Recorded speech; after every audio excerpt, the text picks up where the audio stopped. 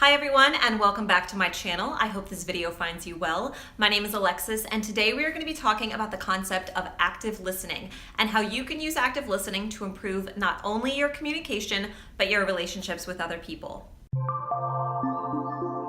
So I first learned about the concept of active listening during the training I took to become a health and wellness coach.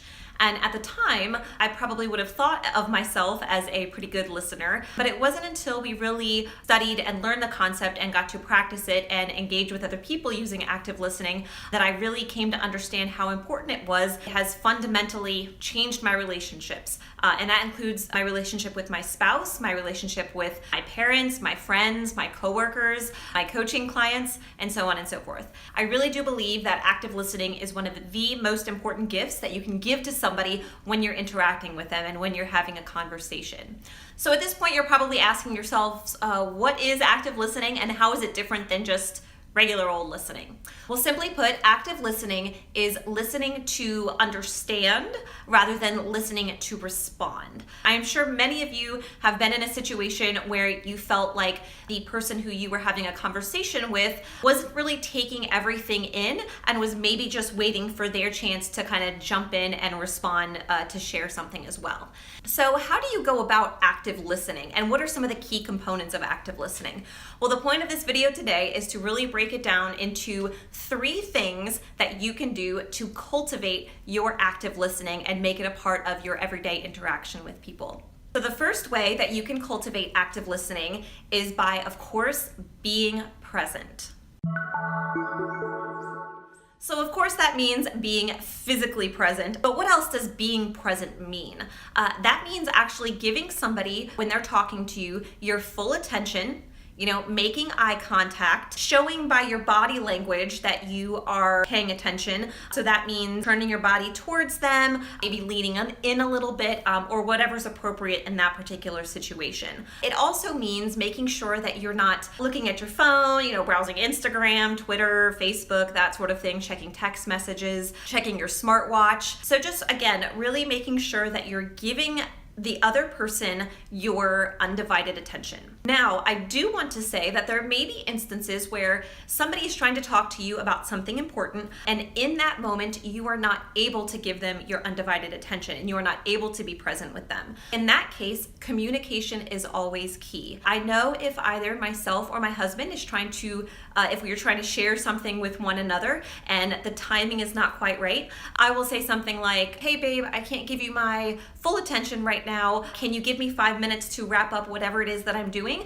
And that way I can give you my full attention and listen to what it is that you have to say." And I know that he will do the same thing. So again, communication is key. If you're not in a place where you can give somebody your full attention, just let them know and say, "Hey, can we come back to this? Can you hold that thought? And can we come back to this in 5 minutes or 30 minutes? Or, if it's the end of a work day and you're speaking with a colleague, maybe to have them save that thought, write it down, and, come back to it the next morning." So again, you can give that person your undivided attention and really be present with them. So the second way that you can cultivate an active listening practice is to be patient.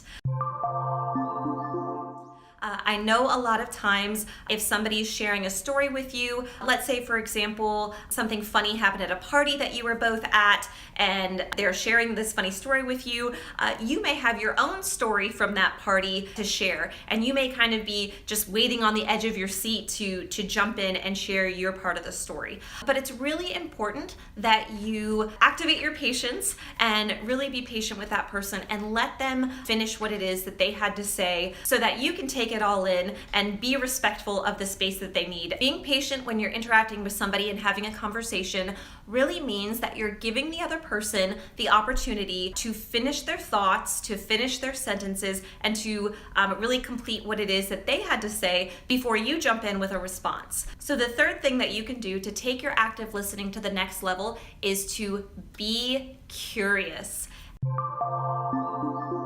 And this is my number one favorite tip, of course, going back, being present is important, being patient is important, but also being curious. And what does being curious mean? I'll give you an example. So if your spouse comes home and something really exciting happened at work that day, maybe they completed a project or they got kudos from a manager or a supervisor or a client or something of that nature, instead of just saying, wow, that's really great, and ending it at that, really take a moment to be curious.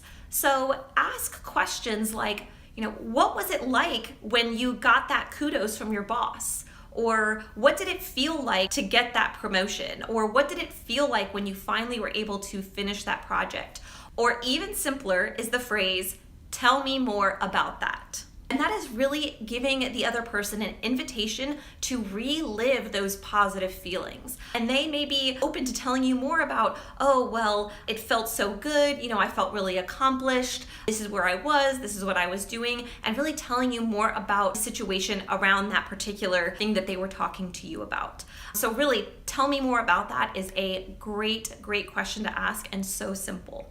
Or even if you're hearing about something challenging or maybe something that didn't go so well, being curious and asking questions is just another way to let the person that you're talking to know that you care about them and that you care about what they went through and that you want to hear more about it. And maybe that's an invitation in that case for them to be able to vent a little bit and talk about the situation, which in turn might make them feel a little bit better. So to wrap everything up, we have number 1, be present.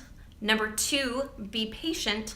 And number 3, be curious. And if you have any experience with the concept of active listening, I would love to hear about it in the comments below. If you have anything that you'd like to add to this video or any other tips that you'd like to share with the Living Well and Wild community, again, leave them in the comments section below. I would love to see them, and I'm sure other people would like to see them as well. So that is all for today's video. I hope you all enjoyed it and were able to take a little something away from it. If you have any questions about active listening, my contact information and my social media are in the description box below for you to check out. Don't forget to also check out my blog. I will link that for you below as well.